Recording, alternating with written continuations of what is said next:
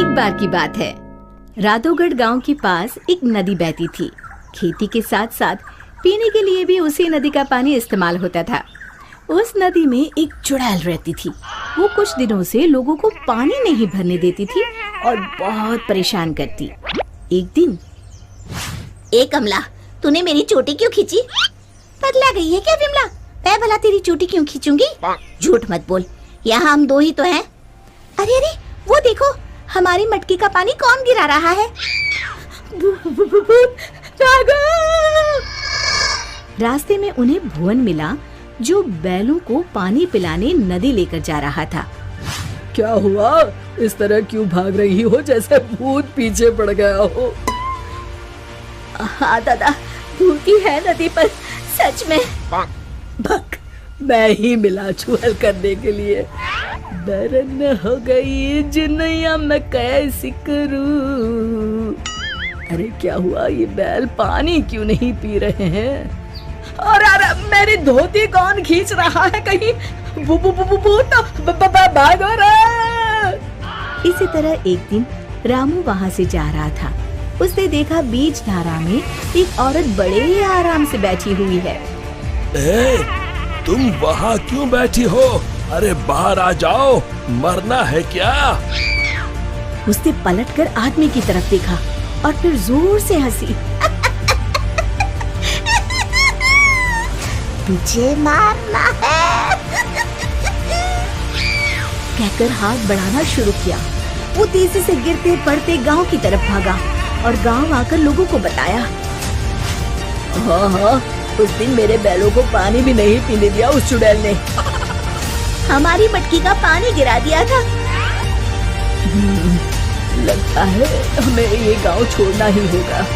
बिल्कुल सच कहा भुवन, मेरा भी यही मन है। गांव के सब लोगों ने गांव छोड़ने का निश्चय कर लिया।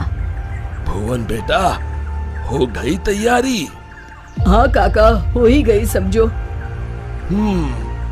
मुझे लगता है क्यों ना हम मुखिया जी के पास चले। हाँ, शायद कोई उपाय निकले। काका, मुखिया जी कोई ओझा तो नहीं? मुझे लगता है हमें हनुमान मंदिर के पुजारी के पास चलना चाहिए। बात तो तुम्हारी भी सही है। सारे गांव वाले पुजारी जी के पास गए। कहो, कैसे आना हुआ?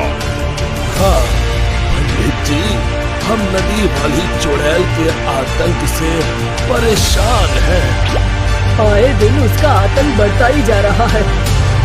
मुझे तो लगता है हम सबको भी गांव छोड़कर भागना पड़ेगा।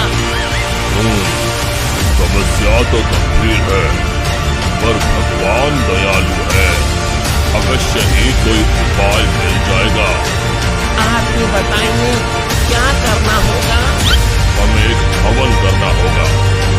जैसे ही उस हवन का पवित्र धुआं उसे लगेगा, वो श्राप मुक्त हो जाएगी।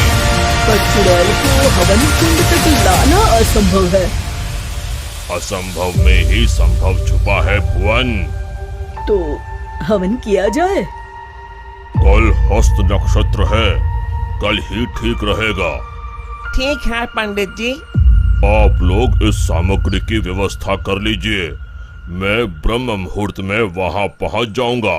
हम सब भी पहुँच जाएंगे। हवन कुंड तैयार है, मैं जल लेकर आता हूँ नदी से।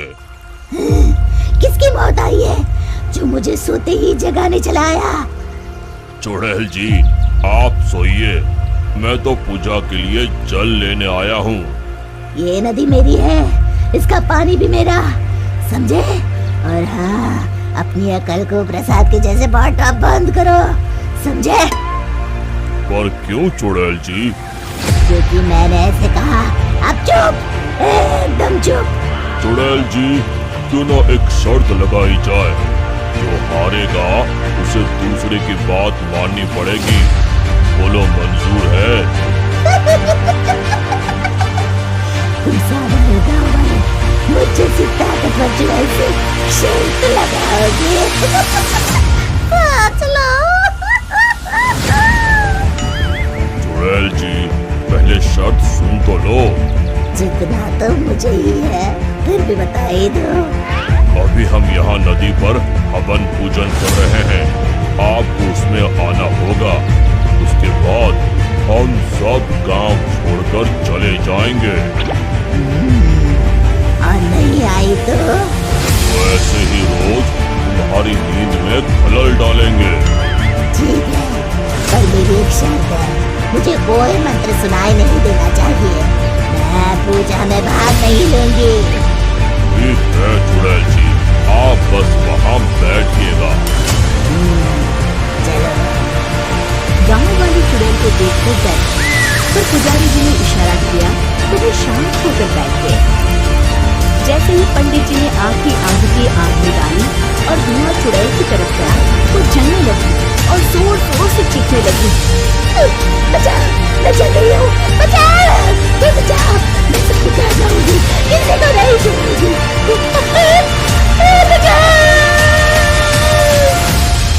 धीरे धीरे उसकी आवाज शांत हो गई। सब लोग सोच रहे थे कि चुड़ैल जलकर राख हो जाएगी, पर ये क्या?